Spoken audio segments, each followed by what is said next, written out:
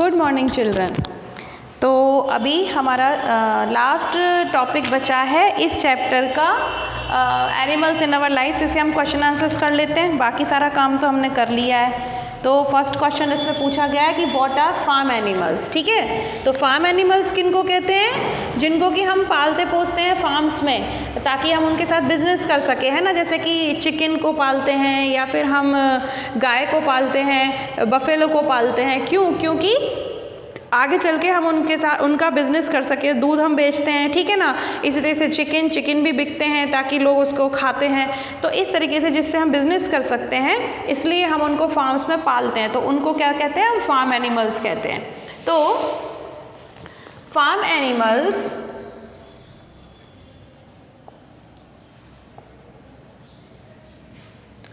Are tamed for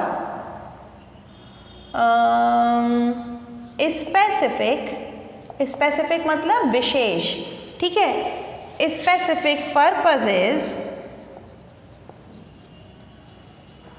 in farms में हम इनको टेम करते हैं। टेम मतलब पालते हैं। टेम को रियर भी कहते हैं, ठीक है ना, या डोमेस्टिकेटेड भी कहते हैं, मैंने लिखवाया था ना। तो farm animals are tamed for specific purposes in farms, ठीक है। तो फार्म एनिमल्स कौन से एनिमल होते हैं? जिनको हम फार्म्स के अंदर पालते हैं, या फिर हम इतना भी लिख सकते हैं स्पेसिफिक पर्पसेस, इतना भी लिख सकते हैं, ठीक है। तो ये स्पेसिफिक पर्पसेस के लिए पाले जाते हैं।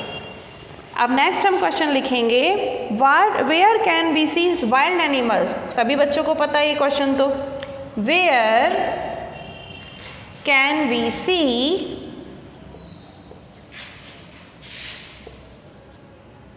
Wild animals?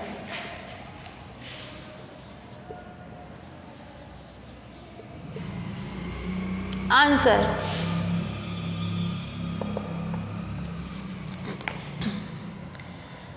we can see wild animals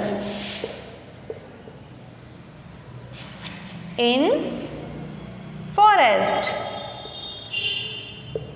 simple सी बात है। Question number 3, where do wild animals live. तो ये भी वही हुआ भाई, वेयर डू लिव, वो कहाँ रहते हैं? वो रहते हैं अपने जंगलों में रहते हैं, ठीक है ना। तो हम क्या करेंगे इसमें? Where do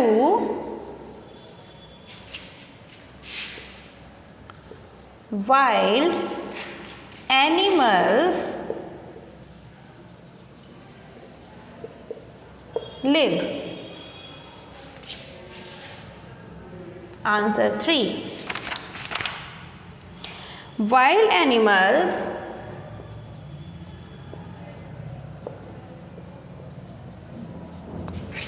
live in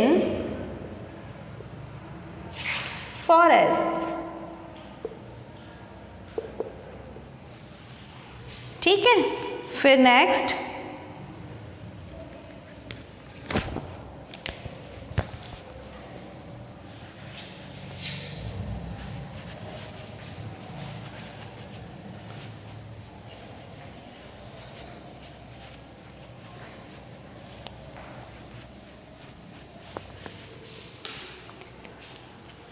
Y do carnivores have sharp teeth. भाई कार्निवोरस एनिमल्स जो कि मीट खाते हैं, फ्लैश खाते हैं, उनके इतने शार्प टीथ क्यों होते हैं? ताकि वो फ्लैश को फाड़ सकें, है ना, वो उसको टीयर अप कर सकें। तो question number 4 is, why do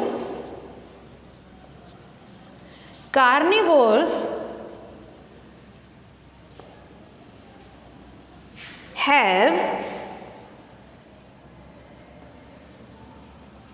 sharp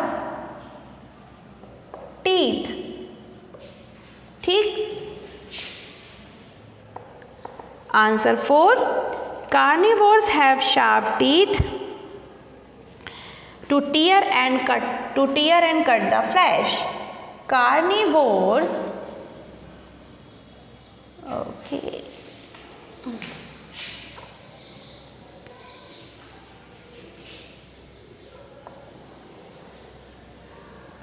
have sharp teeth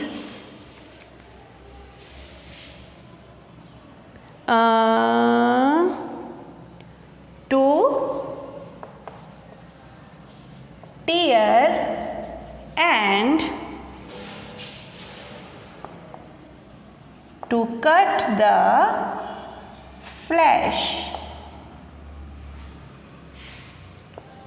Question number 5. Name some products made from milk. अब मिल्क से कौन कौन से फूड बनते हैं? Question is name some products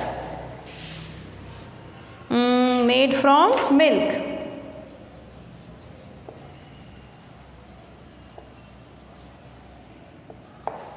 ठीक है, इसका आंसर क्या लिखेंगे? अरे ये आपने लिखा था कि नहीं लिखा था? मैंने मिटा तो नहीं दिया? चलो पहले इतना लिखो.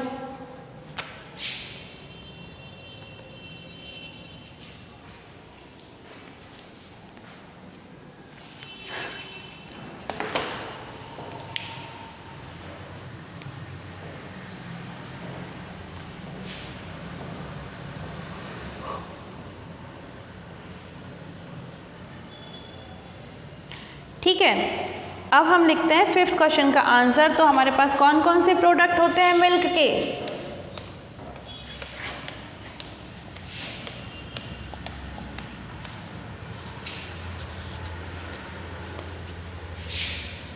आंसर 5.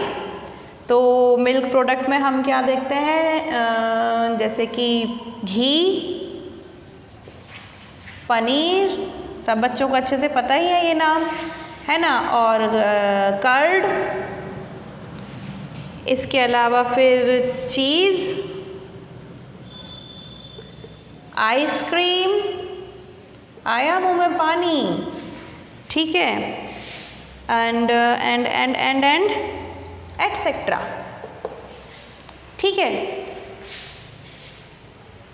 आर एटसेट्रा मतलब और भी बहुत सारे हैं. Are made from milk. ठीक, इसे लिख लीजिए.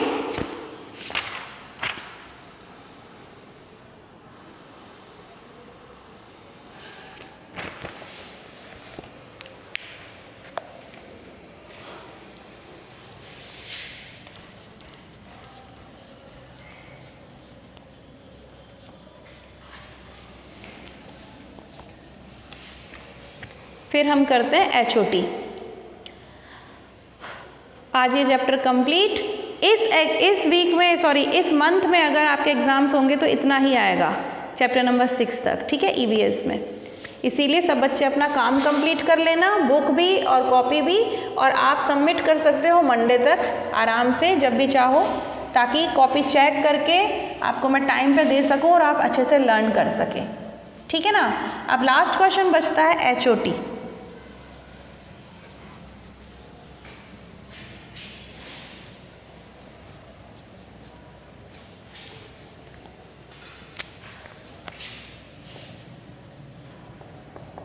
तो इसमें पूछ रहे हैं wild animals can be dangerous yet they are important in our life. Y?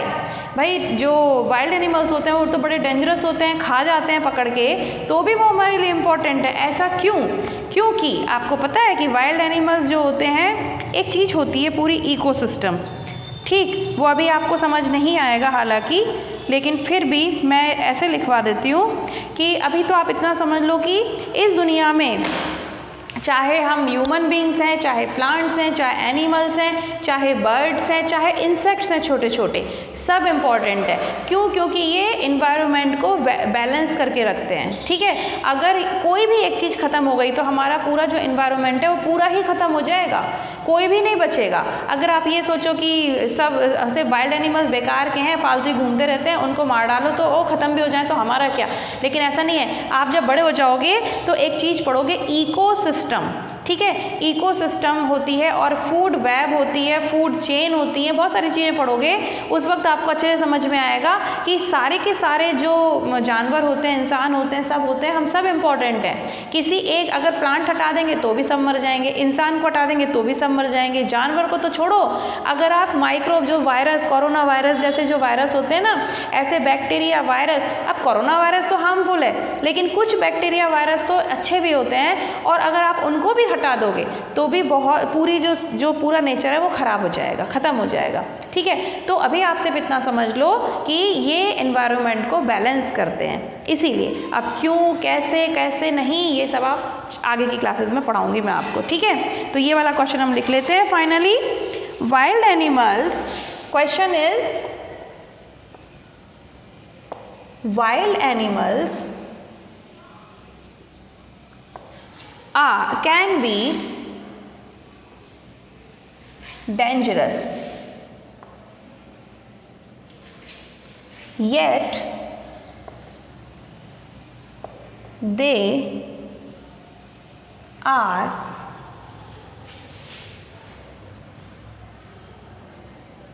important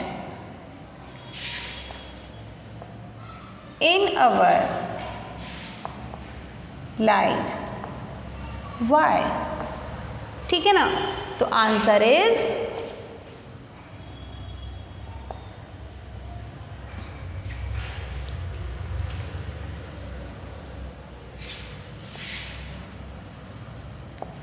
wild animals are important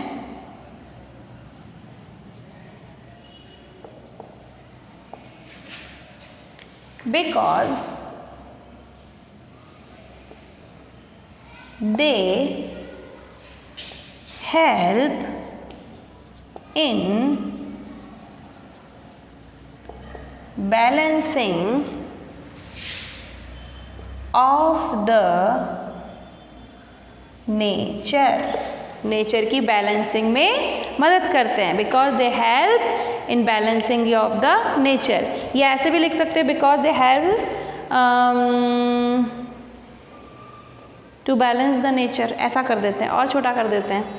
यहाँ पे लगा दो टू, यहाँ पे लगा दो ये और इसको भी हटा दो, तो टू बैलेंस द नेचर।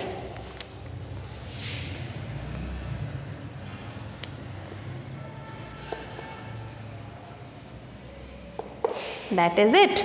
तो इस तरीके से आपका ये chapter complete. Wild animals are important because they have to balance the nature. ठीक है, तो ये लिख लिया आपने सब बच्चों ने। अब आप फटाफट कॉपीज चेक करने के लिए दे देना।